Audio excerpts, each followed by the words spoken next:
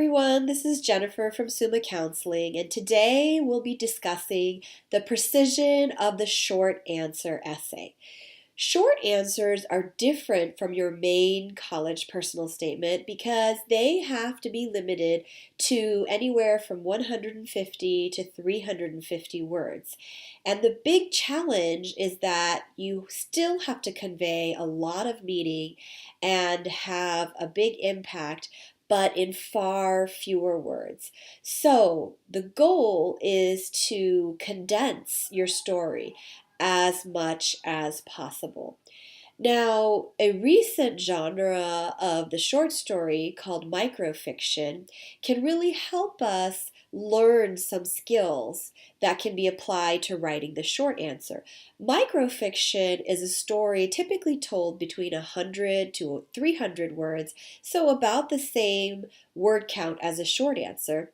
And to quote an editor of a microfiction magazine, if a novel can be thought of as a 10-course meal and a short story as an excellent deli sandwich, then a microfiction piece might be an exquisite chocolate truffle, a scrumptious, bite-sized nugget of a story that packs big flavor and satisfaction in a small package. So don't make the mistake of thinking that a short answer can just be like a small snippet of your main college essay. The idea is that your short answer should tell as full of a story, but just in a smaller space. Now, at this time, I'd like to invite you to read the two microfiction stories on page 1 of your short answer portfolio. So, if you've read these two stories, you'll see what I mean when I say they are very full, complex, and nuanced stories with a lot of meaning, even though they're both told in 100 words or less. Nathan's Garage is about a man who's very unhappy in his marriage. He feels trapped and he yearns to have some way to escape, but at the very end, he realizes that he has nowhere to go. And practically speaking, he must stay in his marriage. The second story, Eclipse, is a little more fanciful and whimsical, and it's about an encounter with a person who appears to be a magician and actually is able to make 100 water balloons levitate off the ground during a lunar eclipse and then pops them to make rain fall. And even though it sounds like a bit of a strange story, the premise of both stories is the same, which is that the authors have woven together a very full story with a lot of conflict and meaning in very few words. And that is also your goal when you write the short answer statement. Now, you might feel a bit daunted by this task, and that's not a surprise because most high school students will never have had to write a full story in such a short word count. So, how do we accomplish this goal? The key is that you have to be really efficient with your word choice, hypersensitive to every single word that you string together. Anything that does not absolutely have to be there to get across your point should come out. And you should allow implication to do a lot of the work. So you can use symbols or metaphors a lot of times to communicate conflict. You don't have to spell out every single detail. Just give enough detail so the reader has a sense of what's going on.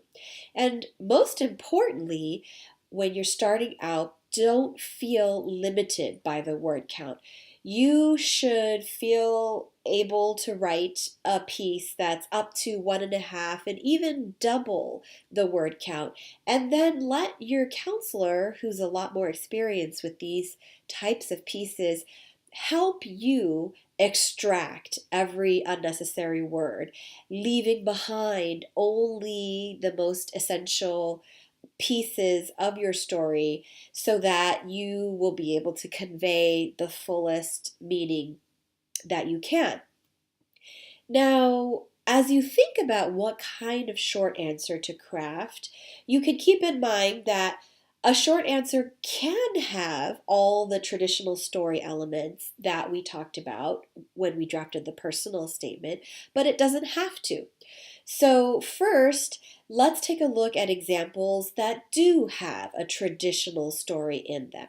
If you turn to page 5 of your short answer portfolio, you'll see the top short answer is called Yearbook Cropper, and the bottom one is about the very famous William Faulkner novel, As I Lay Dying. In both pieces, you'll notice that there is rising action, and then there is a conflict of some kind. In the Yearbook Cropper, it's about this student's story of how she herself began to learn to think out of the box and to defy convention as the editor of the yearbook, and then had to help other students do the same, even though she is a bit shy and introverted in personality. And in the Faulkner short answer, she talks about the difficulty of understanding Faulkner's meaning because he uses a lot of different characters' perspectives, and that she literally had to annotate 242 pages for her to begin to understand what was happening and what each character was going through. But at the end, she makes this powerful statement that she probably understood the characters better than they did themselves. So these two short answers are a little more traditional, and they follow the normal plot arc that we talked about. But there are also many examples of short answers that do not have any conflict and no rising or falling action. In fact, they just cut straight to the heart of the short answer and describe a single snapshot or moment in time that was memorable to them, and they discuss why it was memorable. So examples of these would be on pages 2 and 3 of your short answer portfolio. At the top of page 2 and 3, we have two students who wrote similar short answers in that they are musicians in the street, and they happen to pass, in the first case, an old woman, and in the second case, a businessman, and then some tourists. And the short answer is just about these students' thoughts and insights as they pass these people, strangers who they don't know. And it leads them to be able to tell us what music means to each of them. So they were very successful essays too. And you can feel free to be on either end of the spectrum. You can tell a traditional story, or you can just cut straight to a single snapshot and tell us what it means to you. And both are acceptable because admissions officers understand that in the framework of a short story, you have very limited word count, and you might not be conveying as full of a story as the personal statement. But that doesn't mean that your meaning has to be any less. You still have to have very rich meaning, as we talked about earlier. Now, a few final points. Make sure that your application shows a diversity of your interests and talents. Admissions officers want to see students who are very well-rounded and multifaceted. So don't choose a topic for your short answers that you've already written about in any other part of your application. Also, the more specific you can be, the better, especially in the limited framework of a short answer where you need to have a very strong impact in very few words. So instead of saying that you love movies or books, give us the titles. Tell us exactly which book you're talking about. Instead of declaring that your academic passion is biology, tell us the concentration. Is it ecology, evolution, cell, or neurobiology? And finally, don't forget to explain why, even if the college prompt does not ask you. So, in ending, I want to summarize briefly your short answer portfolio and invite you to read through that now for inspiration. So on page 1, you have the 2 microfiction pieces. On pages 2 through 6, you have students responding to the old Stanford prompts. That was before Stanford began to accept the Common Application. And just in case you're interested, the students on pages 2 through 4 were admitted to Stanford. The student on pages 5 and 6 applied early decision to Columbia and so never actually received a response from Stanford. But all those short answers are very strong, which is why they're in the portfolio.